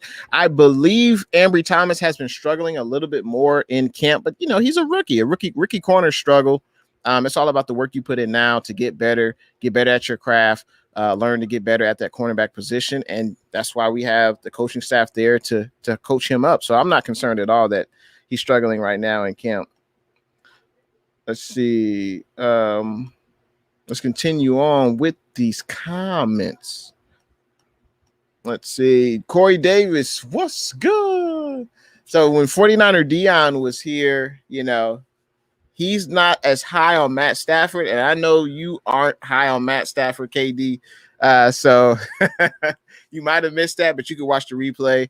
But yeah, because you two are the fans who I've interacted with that are not really high on Matt Stafford. They don't think that Matt Stafford could take the Rams to the next level. But we'll see what happens in the regular season. But KD says, happy early birthday, Jay in the Bay. I saw that you was at the training camp. Yeah, thanks for the early birthday wish. And yeah, I was at the training camp at Levi Stadium. It was pretty dope. I definitely want to go to Levi Stadium for the Dwight Clark Day again next year. It's a great experience. I mean, to get into the stadium, it's only $10. You get to see the players up close, and it's general admission seating, so you can literally go as close as you want to the field. And I want to go again. Let's see. OYG says, heck yeah, I say that. What's good to my boys at work? That's funny. Let's see. J.A. Aguayo showing some love to 49er Deon. He says 49er Deon did a great job. I got to relay that message to 49er Deon, but I appreciate that, J.A. Aguayo. Shout out to Livy's World. What's good? Thanks for tuning in to the stream, Livy's World. Hopefully your Sunday is going well. All right, let's continue on with the comments. Let's see. Not for Debate podcast says, great show. I appreciate it, man. I will definitely forward that to 49er Deon. I think he definitely made an impression on the Jay in the Bay show. And hopefully you guys check out 49er Deon. Go ahead, subscribe to him. Check out his IG and Twitter. Jay said, let's keep this live stream going. Absolutely. Tommy, what's good? Tommy. So he says Stafford is a bum. Well, he has yet to have playoff success. So if you're saying that's why he's a bum, I can't really argue that, but there's no doubt he's a prolific passer. And I think he's on the best team he's ever been on, talent-wise, on both sides of the ball. Steven, what's good? Appreciate you joining the stream, Steven. How's your Sunday going? Let's see. Stunner Fillmore says, have yourself a great one tonight. Absolutely. You do the same. I agree with that, Tommy. That's right. 49ers first take. What's good? Thanks for tuning in to the stream, man. Hopefully your Sunday is going well. I'm doing pretty good for a Sunday. I'm doing good. Just talking about the faithful, the Niner Empire. What could be better? First takes. Let's see. Luke is in the house. What's good? Appreciate you joining the stream, Luke. You missed a great guest we had on 49er Deon. Make sure you check it in the replay. Let's see. Jay says to Tommy Huxley, Buckner will leave the coach someday and come back to the Niners. Well, we'll see. We'll see We'll see what comes to fruition. Let's see. Let's continue on with the comments. Let's see. Lennon Wolf was wishing me a happy early birthday. I appreciate the kind sentiments, man. I appreciate that. Thank you very much. Let's see. Not for Debate podcast says, what's going on with Josh Rosen? He's had so-so days. Some days he looks good. Some days, he shows that he's a backup quarterback. I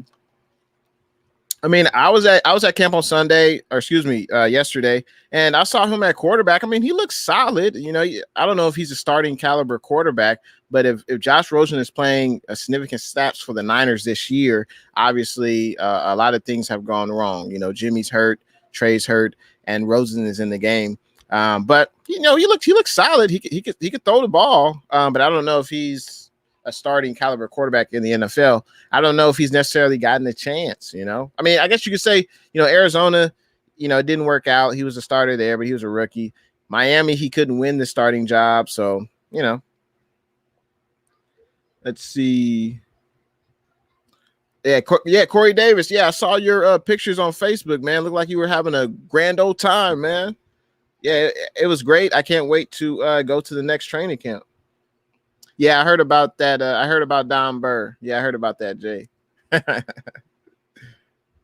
Tommy Huxley, I think so. I think Jimmy G for sure starts week 1. That's right. Yeah, I heard yesterday, or I saw yesterday. He looked good. He looked good. Trey looked good too. They both look good. They can both sling the rock. I can't wait to see our first preseason game on next Saturday night at home against them Chiefs. I'm definitely looking forward to that.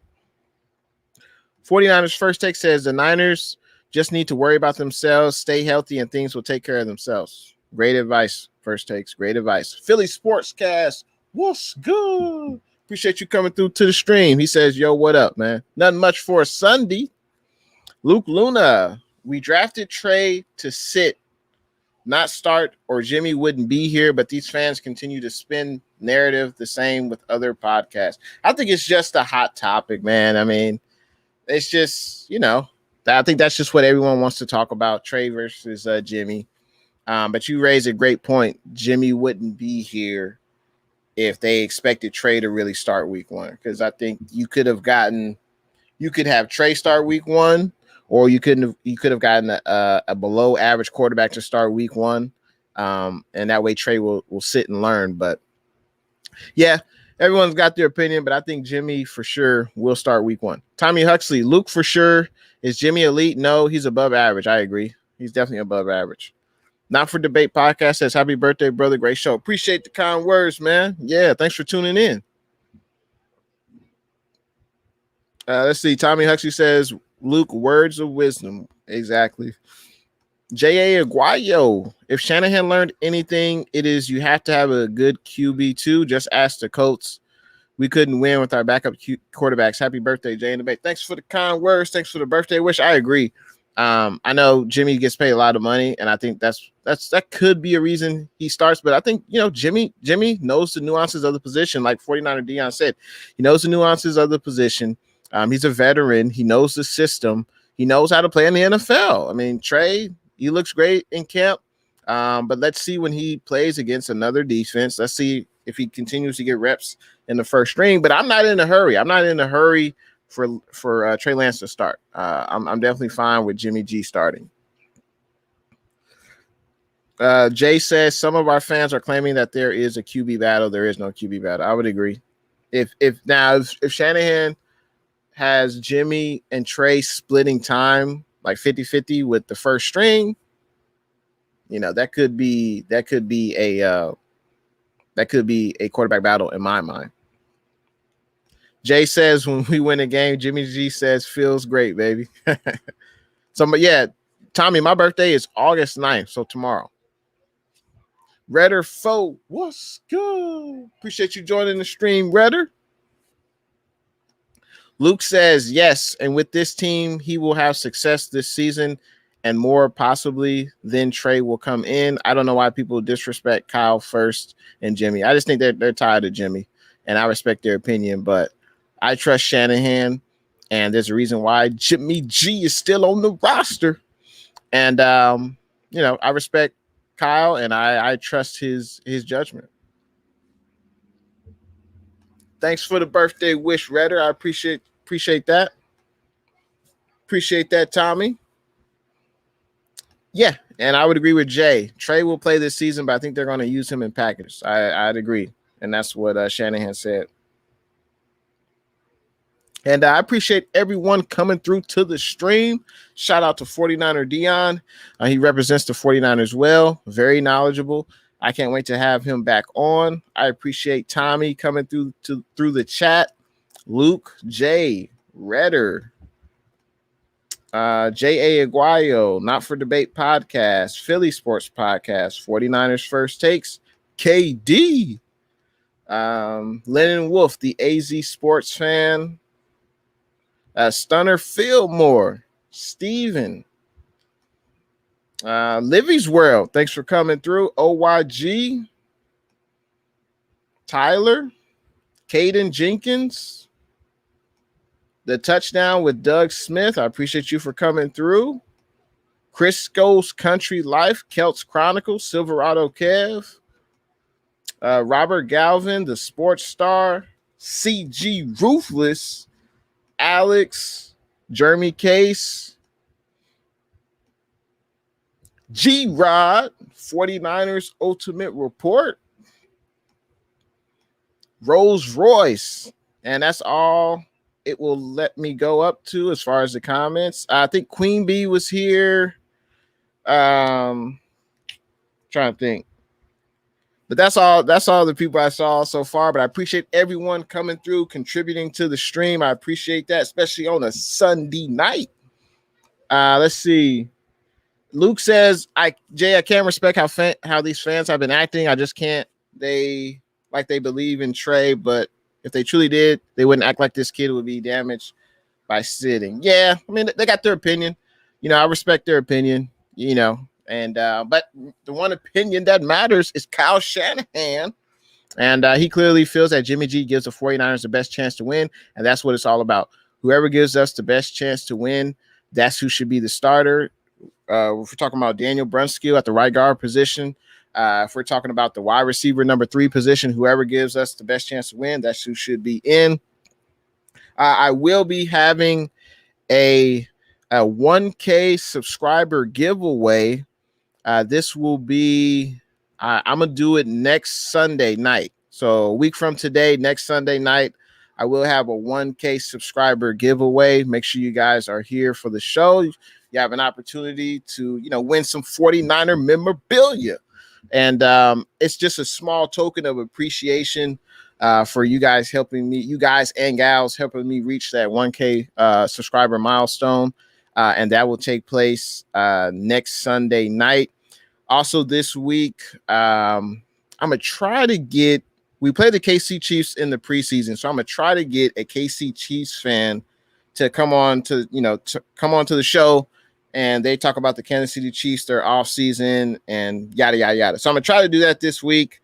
Also, I'm going to do a 1K subscriber video, and there definitely will be shout outs in that video. That should be coming up this week. So I just want to give you guys a heads up of what to expect from your boy, Jay in the Bay. I still got some more content coming up this week for you guys. Jay Aguayo says, have a blessed day, Jay in the Bay, and of course, all the faithful. I appreciate the kind words. You have a great weekend as well. Let's see. Luke says, I've heard over and over that if this kid sits, it will hurt him, but I truly believe that Lance has such high character and work ethic that he will benefit. They were saying, yeah, a lot of quarterbacks have sat and it's worked out. Aaron Rodgers, Pat Mahomes sat. Plenty of quarterbacks have sat. I want to say Lamar Jackson, I don't think he started his entire rookie year. I think Flacco was still there, and Jackson came in the back half of the season. So it's been proven sitting does not stunt your growth. And I think Lance will be fine if he sits, especially with a capable quarterback ahead of him who gives the Niners a great chance to win. Night, Redder, thanks for tuning in to the stream. And I hope you guys have a great weekend. Thanks for tuning in to your boy, Jay in the Bay. Shout out to everyone watching Jay in the Bay Facebook, the Spotlight Facebook page, and and a Spotlight YouTube. And of course, everyone watching on Jay and the Bay YouTube channel, I appreciate you. I see you guys later on in the week, sooner than later. And thanks for watching your boy, Jay in the Bay. See you guys in the next one real soon, coming up this week. Have a good weekend.